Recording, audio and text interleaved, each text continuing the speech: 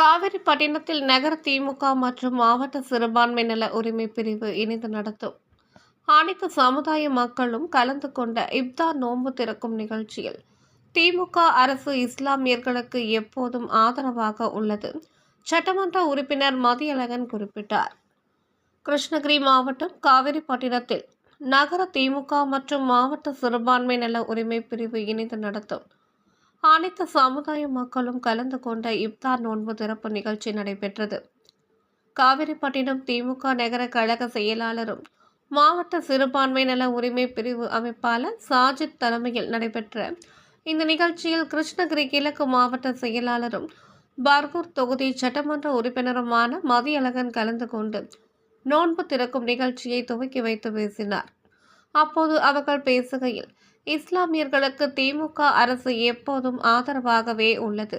முத்தமிழ் அறிஞர் கலைஞர் அவர்கள் நபிகள் நாயகம் பிறந்த நாளை அரசு விடுமுறையாக அறிவித்தார். அதன் பின் வந்த அதிமுக அரசு அந்த விடுமுறையை ரத்து செய்தது.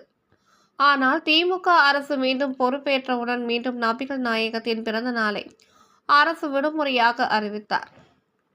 மேலும் மத சார்பின்மை, சகோதரத்துவம், எல்லாருக்கும் எல்லாம் என்ற அடிப்படையில் திராவிட மாடல் ஆட்சி நடக்கிறது என்பதற்கு இதுவும் ஒரு உதாரணம் என்று குறிப்பிட்டார்.